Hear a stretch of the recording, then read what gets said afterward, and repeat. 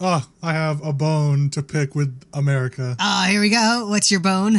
This is like one of the worst things that has been normalized in our culture, okay? I'm ready. Tipping culture. Okay? The fact that when you go to a restaurant and you eat there, you sit, it's a whole sit down meal, you're going for dinner, you eat there, the waiter or waitress serves you and all this, and they do a great job. And then you're expected to tip them a certain amount. Like, yeah.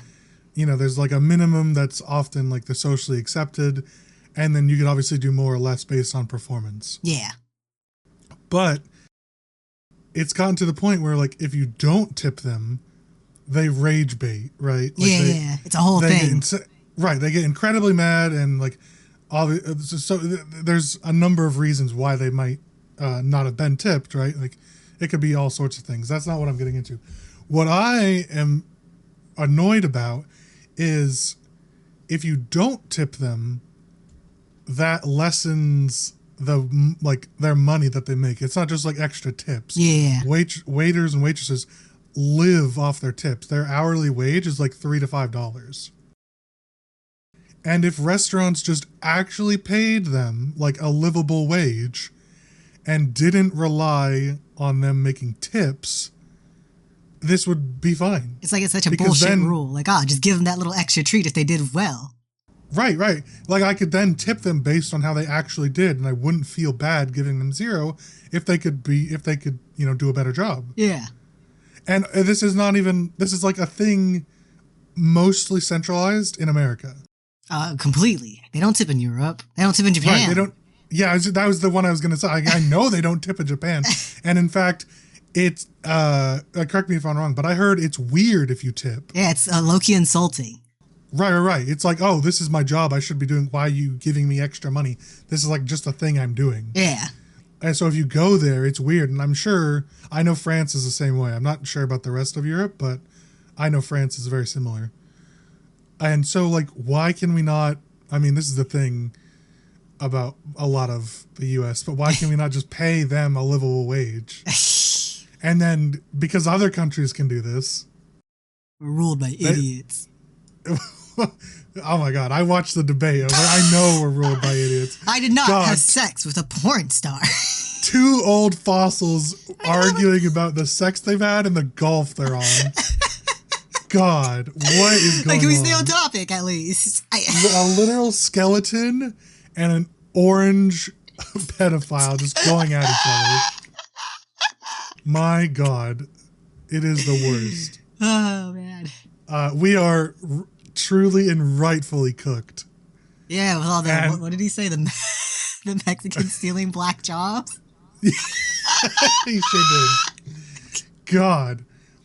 The primary comparison was like, do you want like a movable skeleton that is honest and trying to be hardworking, but could die at the strong gust of wind?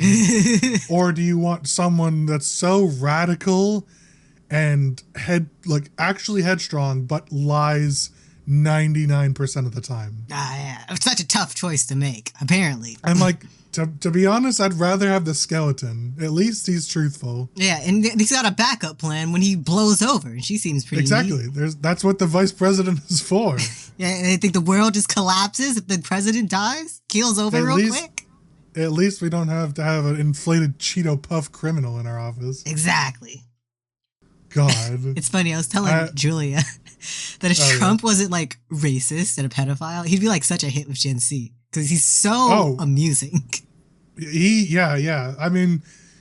It's actually it is kind of funny that, like, if you take away, like, obviously him being a racist and all these other things, like, a couple traits about him, he actually wouldn't, like, be terrible. Yeah. But, obviously, the bad parts about him are so bad that it's unforgivable. Like, I can't not quote, Mother Teresa couldn't beat these charges. That's iconic. What? It is, yeah. He would be an actually huge hit, not only with the, old, like, senile racist generation, but with the younger Gen Z generation, too. In another timeline. He could have marketed himself really well if he just wasn't him. Yeah. An alternate universe. If it was just somebody else. He really blew that one. Tis. My thing that I love is, I don't know how he got into politics, but my thing that I love is he did an interview in like, I don't know, 1980 something, like way earlier, that he's like, if I were to ever run for president, I would run as a Republican because they're the biggest idiots in the world. And it was just, I'm just like, I think about this so often. He was right. Like at this point, he's an idiot too, but back then he was, much more composed. But yeah, it's a wild world. Where the intro of tip culture and old geezer politics rightfully cooked until 2028. Indeed. Last thing I'll say, I watched a comparison between the 2012 Obama Mitt Romney debate and this one. Holy shit. It's like watching literally an alternate reality. I'm like, there's no way this is like the world we lived in back then. I forget what Trump said, but the way Biden just looks at the camera, he whips his head around so fast. He's just like, oh, what? He insults his son. Oh, okay. He insults Hunter Biden, and he's like, and he gets so mad. He's like, my son is not a he's like a loser and he said some weird word. Like, he's like, a loser and a sucker. He's like, my son is not a loser and a sucker. You're a loser and a sucker. And I'm like, what's going on? 2-year-old. No, you. Yeah. It's like, you're a sucker. I'm like, oh my God. If this wasn't like, this would be great comedy if it was like, a script, right? Unfortunately, it's not.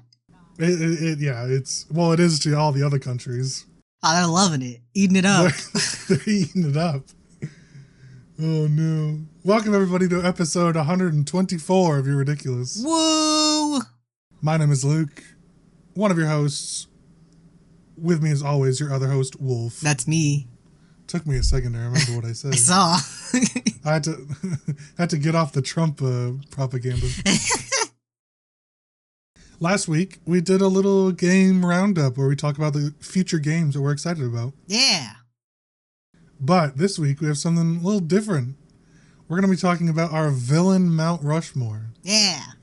Now, if you're not familiar with what not a theory, what is the... What?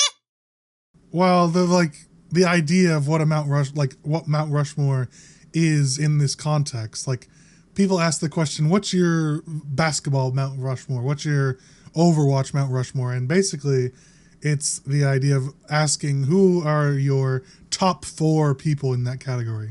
I see. Yeah.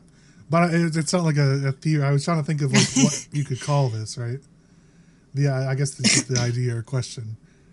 But we're going to be doing villain Mount Rushmore. So our top 4 favorite fictional villains. Yeah. Let's get right into it. No further intro needed. That's all. Everyone knows what Mount Rushmore is. That's right. I guess if you're not American, you might not. I think even non-Americans would know. It's like our thing, like hot dogs and hamburgers and baseball. I saw something recently. It was a British person coming to America for the first time, and they had Texas barbecue, and they're like, "Holy shit, this is so good! I understand why all Americans are obese." We got the good stuff in our food. That's why. That's right. Why don't we're not doing these in order. Yeah. So they're just our top 4 of all time. Yeah. Wolf, why don't you take us away? I got Plankton from SpongeBob. I already regret that we're doing this. He's a classic. He's been there since the 80s, 90s, whenever SpongeBob started. He's the villain we all grew up with. He went to college. He did go to... I went to college! He may not ever win, but he's tenacious. I don't know what I expected you to put on your list, but You could have given me 50 guesses, and I don't think I would have guessed Plankton. Ever. Really? He's such an awful villain. He's a great villain. He never wins. No villain wins. Okay, that's not true. I have villains on my list that win. Doubt. Well, they win for a time. At that time. He won for a time in the SpongeBob movie. He won for 20 minutes. No. And it was once. Yeah, you know. He got pretty close the other times. He went through the entire alphabet of his plans. From A to Y. And then finally, Plan Z. I can't believe this is on your Mount Rushmore. Yeah. Carve his little plankton face right into there. Of course, we're gonna have to increase the scale. No, it has to be size appropriate. You just have 3 people in a little speck. A little plink. Well, we're done here. Click. Just one tap of the rock. That's it. Oh, he's an awful villain. I can't believe you. So, what's your first villain? Hang on. Did you go into this with any sort of criteria? Vaguely. Well, give me some reference. I guess my biggest criteria was the reach of their effect. Because there's a lot of villains out there, but they're only villains to a set 4 people. That's a good quality to have. They're either good people or just nobody to the rest of the world. Everyone in Bikini Bottom hates Plankton. So to their world or to the people like us, our world? To their world. Okay. Their little universe. Yeah. Well, he doesn't have reach. Yeah, he does. All of Bikini Bottom knows who he is. Shh. Is that even true? Yes. I'm not sure that's true. That is true. Yeah. There's literally a scene where he insults this chain of family, and the old lady is like, "Who do you think you are?" That doesn't mean they don't know. Plankton, that's just something you say. Well, that's true. I say it to you a lot. That's fair. All right, fine. Plankton is your first one. Yeah. Can you, he can... My... All right. My first one... We said we weren't going to rank these, but this was inarguably my first one.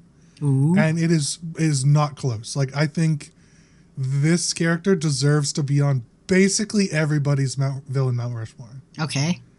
And I think if you don't have him on your list, which I think you don't, I think your list is invalid. Darth Vader.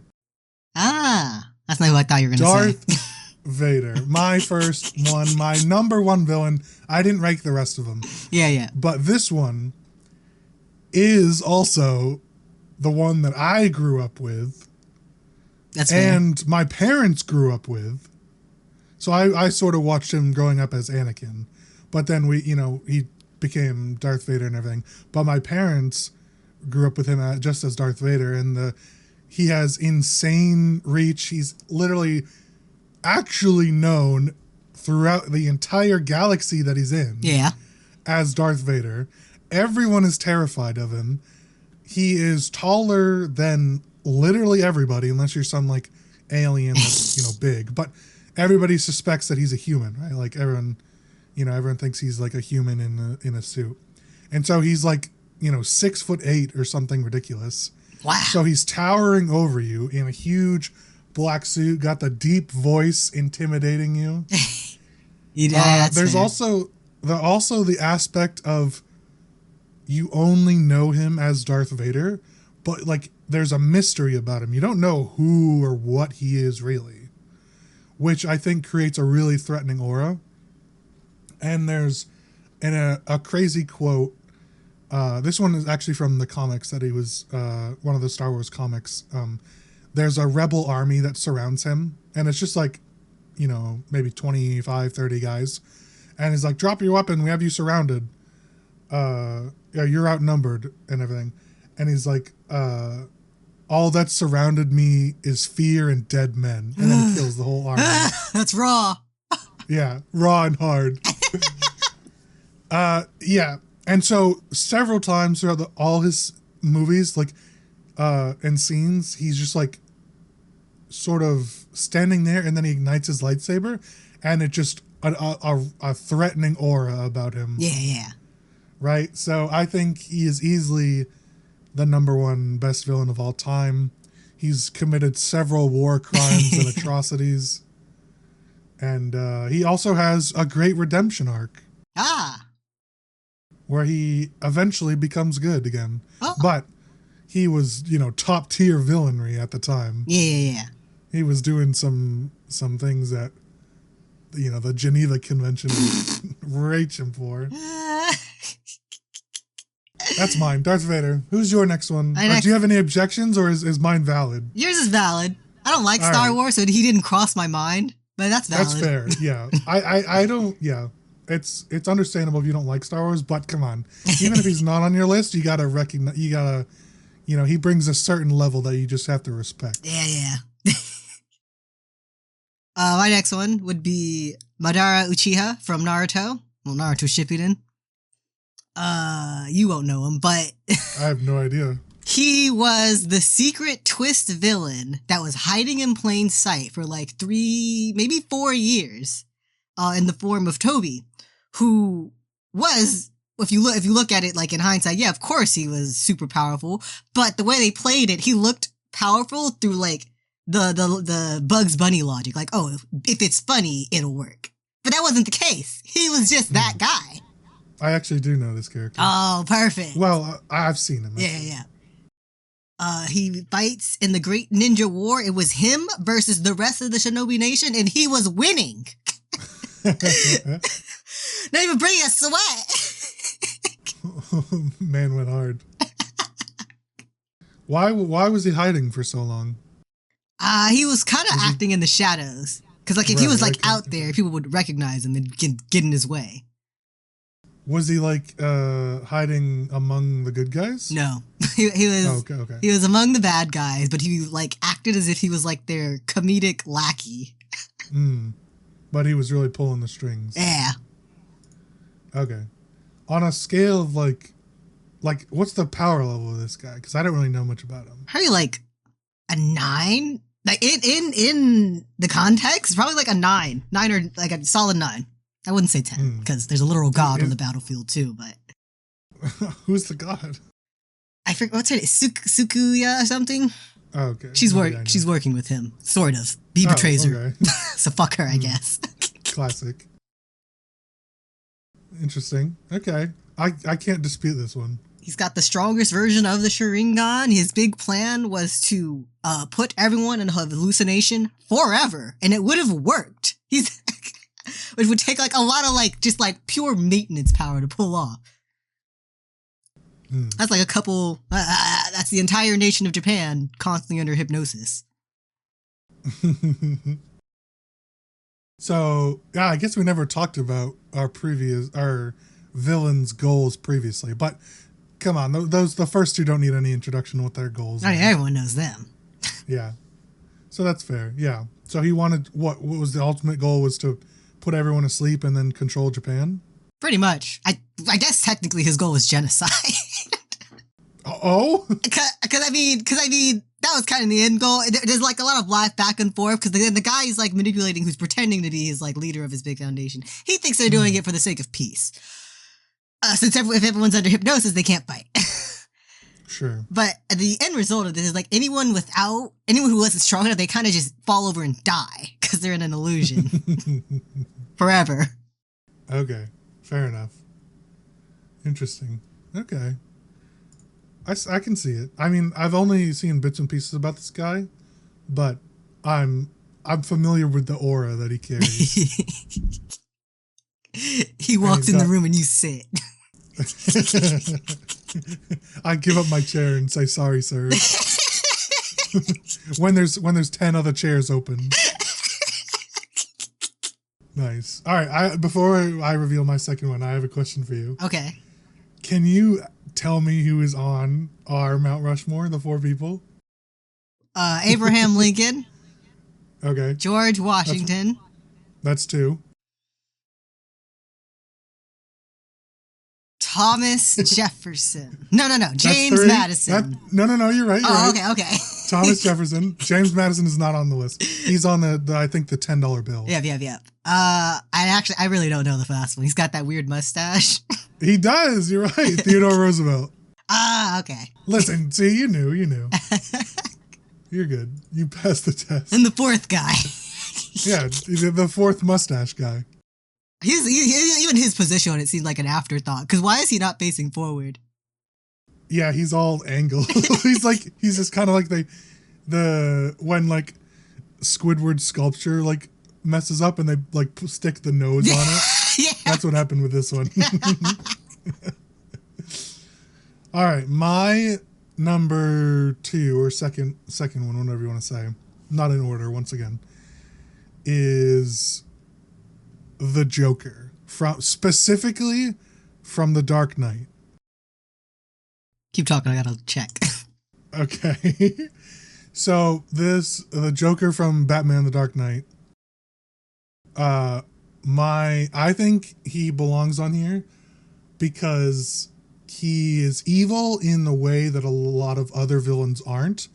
He is the definition of chaotic evil. He wants to sow chaos in Gotham and does not really care who lives or dies. Doesn't really care if he dies. He just sees and hears the stories of the Batman doing good things around Gotham and is like, no, we gotta put a stop to that. He's like, no, I've had enough of like the villains not winning. We're gonna make this guy living hell. And so he just sows chaos for years and years. Yeah. And this is true for most of all the other Jokers, but this version of the Joker, Heath Ledger's version, is by far the best incarnation. And that's all I've heard. Yeah. He is charismatic and extremely smart, but doesn't put off the idea of being smart. He sort of uses his charisma and intelligence to manipulate other people into doing things. And he's basically similar to Madara. He's the puppet master of a lot of it. Yeah. And eventually they all figure out that it's the Joker doing the things that is all the bad stuff that's happening within Gotham. And, the big reveal is that, or one of the big crimes that he commits, like, he basically empties out all the banks in Gotham and then just lights the money on fire. Yeah, I remember that one. Like, he stole all the money in Gotham, or most of it, from the banks, but doesn't want it. Doesn't want other people to have it. Fuck this shit. And exactly, he's just like, he wants to literally just be an embodiment of, like, anarchy and chaos, and that's gotta be worthy of the title of a villain Mount Rushmore to me. See, I was considering Joker, but the more I thought about it, like the scale that I was judging him on, one, he's like, in terms of people who he's the villain to, very small. Like, you got the normal people of Gotham, but Gotham's a shithole. It's like 50% villains. Yeah, it is. And the villains kind of fuck with him. So if you watch the movie, the villains start at first, they're like, oh, this guy's a clown, like, we're not going to take him seriously. And then towards the middle and end, everyone, even like the bad villains, are terrified of this guy. Yeah. Like, nobody knows what this guy is going to do, and we don't want to mess with him, so we'll just join his team. Yeah, but then it was also because his whole thing is Batman-centered. If Batman didn't exist, he probably would be doing all this. He's out there to prove a point. He is. He's like, I want to make, the unbreakable, I want to break him, Yeah. And he mostly succeeds he gets Batman to break a lot of his rules, not just in this movie, but throughout, the character, the Joker. His whole thing is sort of trying to break this, beacon of hope, basically. Yeah. What a guy. I do agree that the reach of, Gotham is small, but Gotham's like, New York of this universe, right? Like, It's a big deal. But I agree. The overall reach is small, but the impact that the character has, I think, is worthy enough. Perhaps. Definitely a solid villain. He can go next to Plankton. Yeah. Okay, I'll accept that. All right, who's your number 3? My number 3 is Handsome Jack from Borderlands. Oh, okay, I considered this one. Aha! I haven't seen all the Borderlands, but I saw the Handsome Jack DLC, and from what I've gathered from all he's done, he's very Joker-esque in that he's everywhere, he's a little unpredictable, and he's at some level he's kind of doing things just to do them. Yeah. A wasteland of other baddies, he seems to be the worst. He's definitely up there, from what I remember. It's been a while since I played the Borderlands games, but he, I think his reach was a little limited.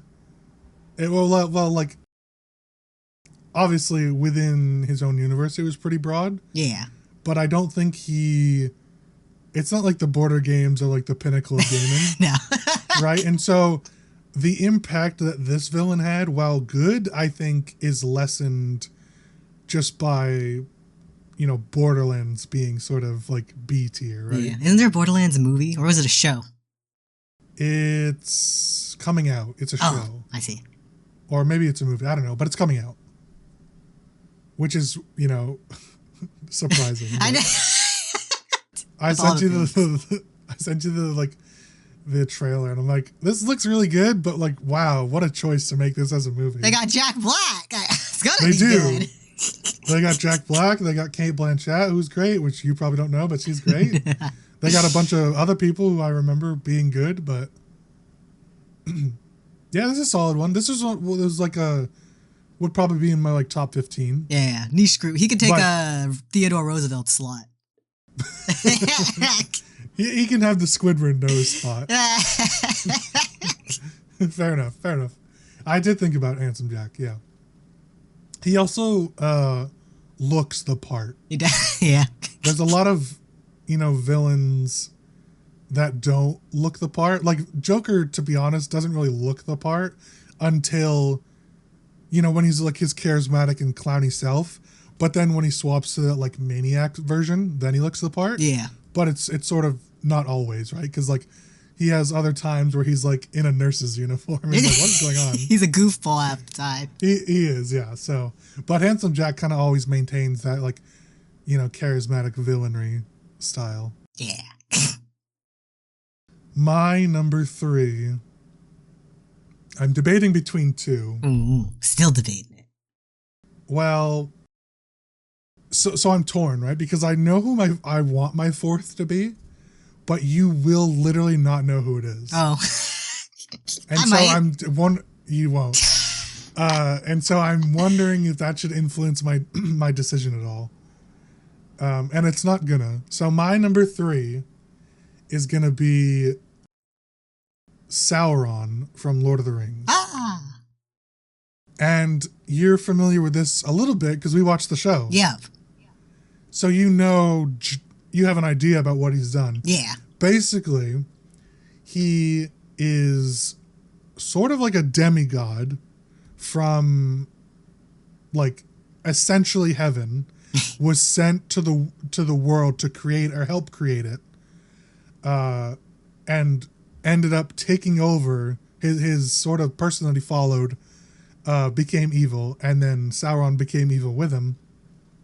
And they tried to take over the world together. He's like, nah, this isn't a place for free will. We deserve this. This is our spot. And this is our, turf. We helped make it. We deserve to rule it. Right. And so it didn't go as planned the first time. His master ends up dying, and he takes his place and arguably does a way better job at being this evil guy. He subjugates thousands of people. He created several new races of evil creatures just to do his bidding. Wow. He desecrated and decimated an entire biome. Wow. Remember in the show he like explodes the volcano? Yeah. And that whole used to be was like, nice territory and lush and green forestry. Yeah. And then he just annihilates it and is like, nah, fuck this. This is our home now. And ends up creating rings alongside, duping elves to help create rings to control people, mind control people. Right. Like, and everybody in the world and throughout several thousand years of history knows his name. They do. His reign of villainy also lasts like 3,000 years or some bullshit. The only reason he's not like higher up, he was defeated by 2 hobbits. So, come on. I feel like we could have done a little bit better job, maintaining those borders so people can't get in there. Listen, you get a little worn down after 3,000 years. Yeah, that's true. That's fair. And then sort of the other reason is a lot of his power was based on having the ring. Mm-hmm. And so, like, yeah, he's really scary this whole time with or without it. But, if most of your power lies within having something, and then you lose that something, that kind of puts a drag on your domination idea. Only takes one person finding out. Right, exactly. Like, what if like his right hand man just like, nah, I'm gonna rule now, and takes the ring. Like, it obviously won't be as good for him as it were for Sauron, but still the idea is there. Ring is a ring. Exactly, it's still powerful, even if it's not as powerful for anyone else. It's still pretty good. Yeah. I actually had Sauron on my list. I was like, oh, you're probably going to put him on your list. So I took him off. Oh, well, at least we're on the same page on this one. A justified villain, I think. He can have the George Washington spot. Oh, yeah, definitely. All right, who's your last one? Who you got? My last one would be the Lich from Adventure Time. Oh, classic. Okay, I'm also familiar with this one. Oh, good. He was an imposing presence from like the first season, really, appearing in the backgrounds as like that snail thing, and just like random disasters that happened in the background. And he won. The Lich won. They had to commit some cosmic fuckery to make him not win. What was remind me? What was his ultimate goal? Like, what was he trying to do? Destroy all life on Earth. Right. Yeah, because he's a Lich, so he can't die. Really. Yeah. And I'd say that's pretty evil, to be honest. And it's even great because he's born from the hero, basically. In every what do you call it, universe he spawns in. It's because he spawns from the hero, and that's like dramatic irony or whatever. Yeah. Every time you have a hero, you need someone to fight against. And he's a pretty good one to fight against. Well, bad if you're the hero. Yeah. I will say, so, sort of backtracking a little bit, Sauron also won for a time. The Lich also won for a time. So that's like 2 notches on why they make for good villains. Yeah. And like Sauron, the Lich is also terrifying to look at. Like, within their own respective worlds. Yeah. This guy's pretty fucking creepy. Right? Like, I wouldn't want to be in a cave alone with him. I wouldn't want to be in a well-lit room with him. Well, I'm going to be in an Arby's with him. Yeah. No, this is valid. I support this one. Nice. Yeah. He is really pulling some dastardly things. Dastardly. All right. My final one. Ooh. I'm not going to go with the one I want to, because you're not going to know it and it's going to invalidate him. I might. Well, you won't. Maybe I'll tell you after. All right. The one I'm going to go with, and I did hem and haw between this one and Sauron, but I'm going with Voldemort from Harry Potter. Oh, yeah. Now, I think, once again, we weren't really rating them, but I do think this is the 4th one on my list. Like, if I were to tier him, he would probably be 4th. Vader would be number 1. Yeah.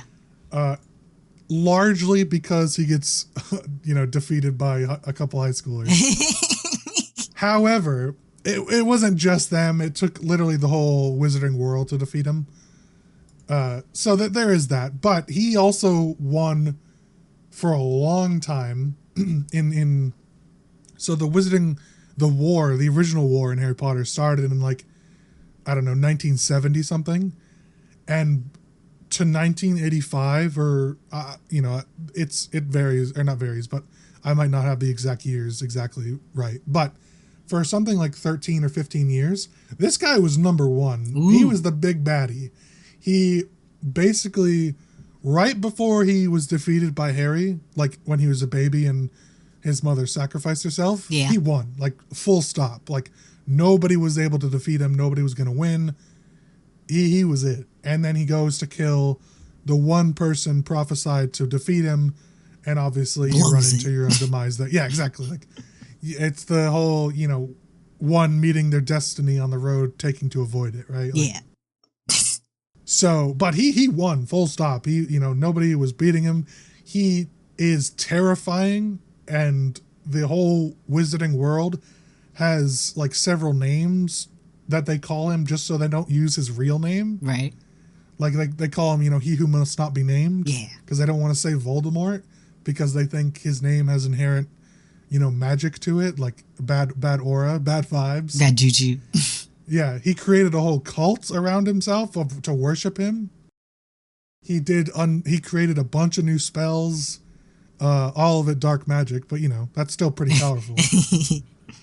And he's also terrifying looking. He is. That gremlin look. For quite a while, he was also essentially immortal. He couldn't die. Not really. His body could be killed, but his spirit was still around. Right. Basically the same thing with Sauron and the Lich, kind of. So, man, the villains really like the idea of not dying. Eternal evil. Yeah. They gotta revel in that win forever. That's right. And not only did he have his like whole cult around him, but there were people that just like, well, we're not going to win the war, so we might as well join his side. Shrugs shoulders. Yeah, like so many people that were like, not good, obviously, but like weren't like him. They weren't like bad. Yeah. But they're like, well, I'd rather live under an oppressive regime than, die trying to fight an unwinnable fight. Right. And so just sort of that aura about him, making other people to be able to do that for him is pretty powerful. That tracks. So I think he deserves to be on the Mount Rushmore Villains. I might allow it.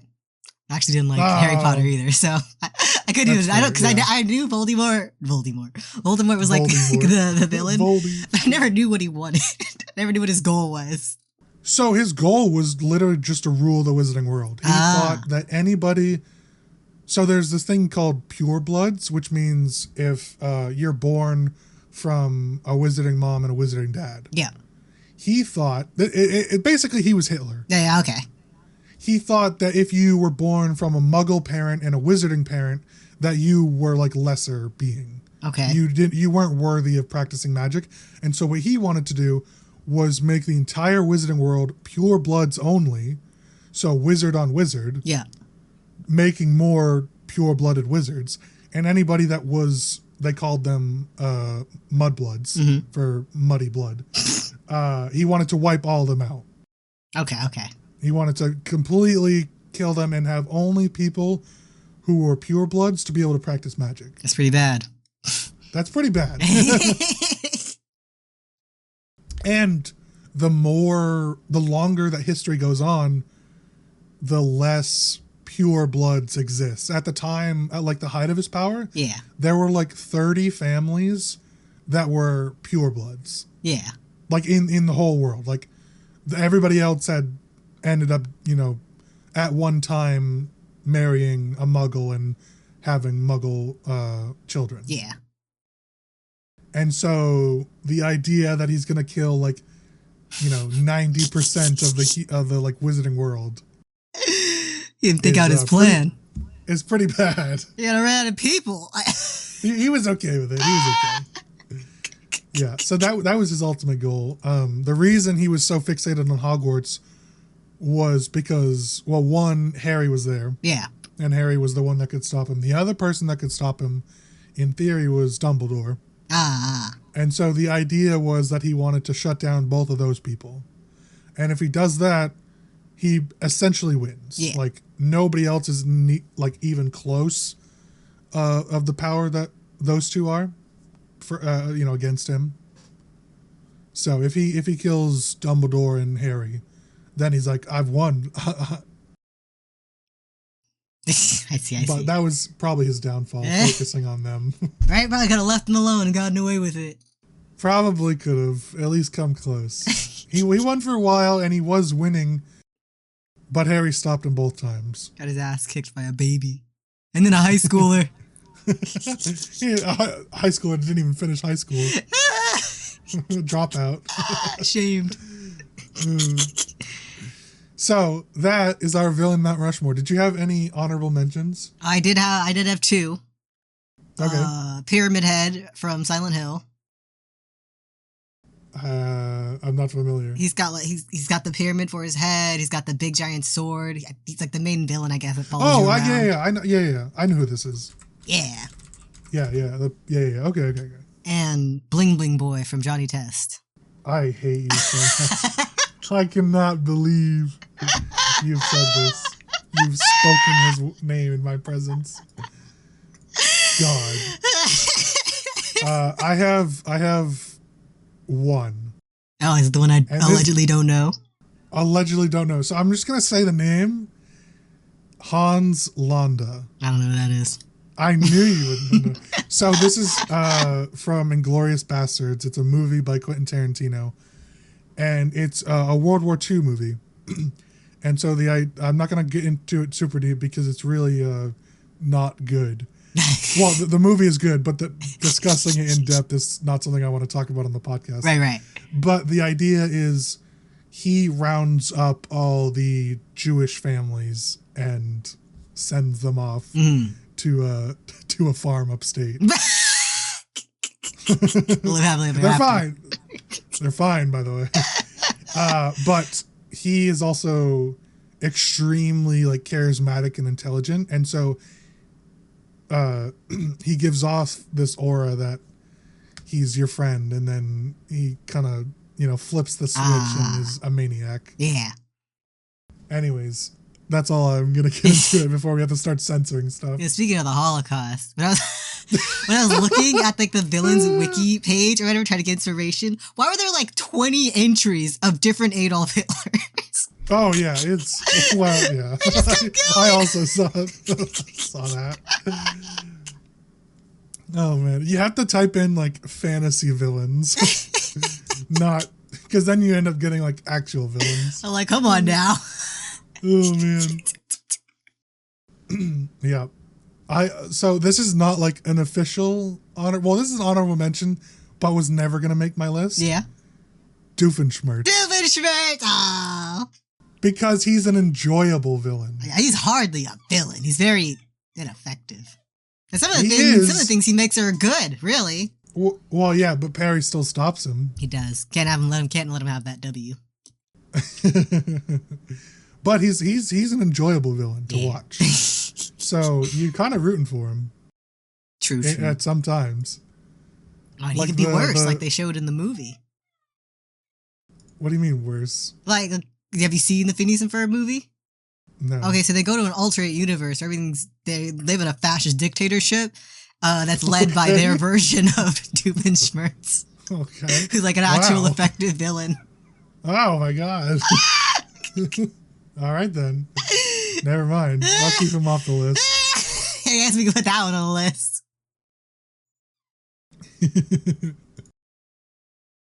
That was our villain Mount Rushmore, and we will not be accepting any criticism about it. Not at all. Naturally, we are correct. Always are. That's right. If you don't agree with us, you're wrong. Feel free to let us know. But you are wrong. Let us know on Discord or Twitter or Instagram, perhaps. Mm-hmm. If you agree or disagree with us, and we'll tell you why you're wrong. Because you are. Indeed. All right. Well, we have a question of the week from Rain. What is it? This week's question of the week is, When you die, what do you want to happen to your body? Buried, cremated, something else? By all means, why don't you go first? Sure. Put me on a boat, launch me off, set the boat on fire. The Viking way, I see. Yeah. Or put me in a car, drive me into somewhere like a night at Weekend at Bernie's style, blow up the car and everything around it. Have you seen Weekend at Bernie's? No, I'm only the parodies. Fair enough. Well, you pretty much nailed it. That's a fair way to go. So you don't want to be like, buried in a coffin or whatever. Nah. See, I don't either, because funerals are a scam. I'll be honest. Like, I get that everyone wants to, pay their respects and everything, but respect me without like paying like $10,000 or $15,000. If you must, just stick me in the backyard. Really. Honestly. So if I get to pick my way anyway, I want Elon Musk to launch me into space. That's one. Just like put me in a nice get-up suit and just send me off. Pew! After you complain about the cost of funerals. Launch me into space. We're doing it on Elon's dime. Yeah, right? true. We're not. Come on, he's a charitable fellow, surely. That's how he proves his Cybertruck is space safe. He put your body in it and launches it. Launch me into space in a Cybertruck. And then an alien population will find me and bring me back to life. Oh, yeah, it's perfect. It's a natural plan. You're welcome to come with me if you want. We'll go together. We'll go on space adventures. It's the perfect plan. Oh, man. That's the way to go. I know I'm going to outlive my dog, so he's going to come with me wherever they put me. What if you don't? What if Cutesable just is, lives longer than you? So in that forever dog idea you had, where they just drop dead as soon as you die? We're going to go with that. Yeah. Oh, good idea. That's how we afford getting launched into space. Yeah. We use the money that we make from that. We're really going to make it big once we manage to inject it into dogs that are already alive.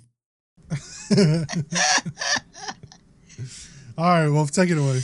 I'm Wolf, taking these away. Thank you for watching episode 124 of You're Ridiculous.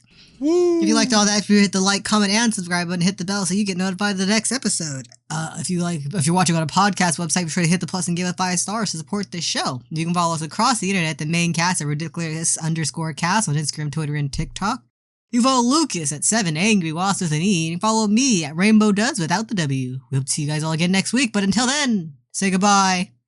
Goodbye. Goodbye.